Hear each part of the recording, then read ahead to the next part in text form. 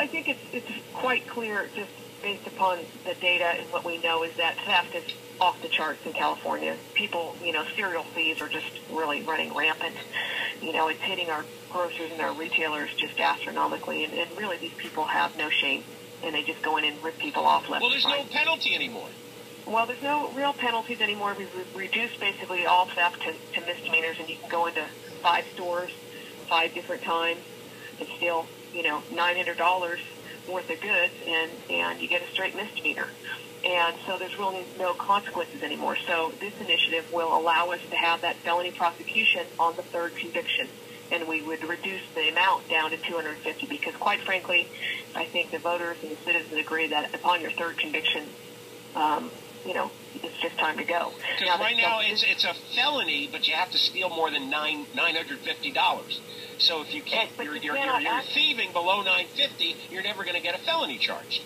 Well, and that's the other part of the problem is that under the current law, like I said, if you go into 5 stores and steal $900, even though you stole $4,500 worth of goods, it's still only a misdemeanor, because it's 5 separate incidents. So you cannot do what we call aggregated. So it because, we're at the point now where these thieves they get it.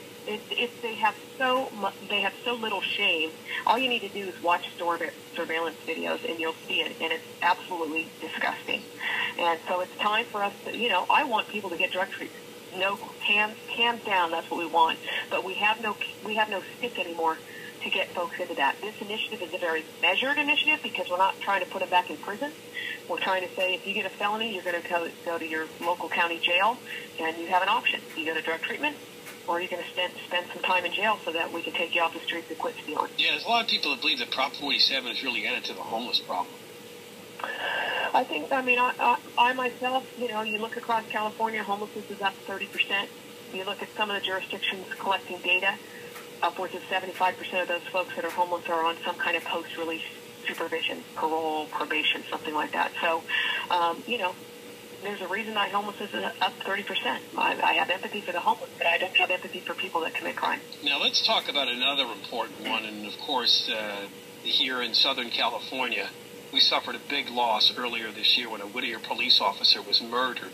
That's Keith Boyer, by a parolee who violated parole 5 times, and this comes out of the AB 109 thing. And all they could do was give him that flash incarceration, a few days in the local jail, and he was back out on the streets. How do you want to deal with that in this? Well, we made a decision, even though that there was a bill in the legislature that passed, actually, our legislature, and the governor chose to veto that we made a decision that it was appropriate to add that to this initiative, because it's the same topic. It's, let's deal with these individuals, and it's very measured. It simply says, if you violate parole or some kind of post-release supervision, and you do it more than 3 times, you're going to go back to court and let the judge decide what should happen to you. I was hard to believe that Jerry Brown vetoed that bill, which I think had unanimous approval, if I recall. After a cop was killed, they still couldn't. How come they don't override his veto? It's pretty weak to blame it on Jerry Brown. Why, if you have a unanimous vote in both chambers, they can override his veto. We're talking about a cop killer here. What's the downside of this? The governor's message in the veto was something that it sounds too much like 3 strikes. Yeah, that's absurd. I don't understand that. Yeah, I don't understand that at all. Because it's a talking point. It's not real. He knows it has nothing to do with 3 strikes. He just doesn't want anybody in the prisons. He wants to clear out the prisons as much as he can. But I think the Republicans and Democrats, since they already passed it unanimously, ought to pass it again unanimously. I don't know. That should take a day. I'm proud of the fact that we added it to the initiative, because it should be. All right, so what are the parameters here with the initiative? How many signatures? When can you start going collecting? Well, we just submitted it, so it has to go to what's called title and summary of the Attorney General, and then we'll start collecting signatures. I think our goal is to collect about 600,000. We need somewhere around 360,000 ballot signatures. So, we're going to do what we need to do to get it on the ballot, because we know there's tremendous voter approval for this, because we've done significant polling on it. What about money? We're always looking for money.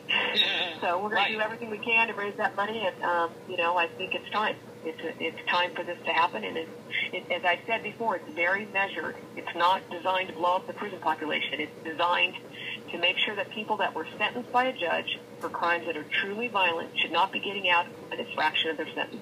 Now, do you have a website? We can add it to our slideshow, Nick. I think they're working on it right now, but it's going to be California Public Safety Partnership. Okay, well, when we find that out, we'll put it on our website so people can keep up to date with what's happening on the signature collecting and the fundraising. Right.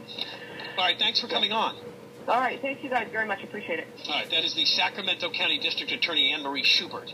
And this is another good one. I mean, there's some pretty good ballot initiatives, like repealing the gas and the car tax going around, repealing the sanctuary state bill, and now we have this one, which would affect these stupid early release rules they've had for the past, it's been like 7 years now, by the way.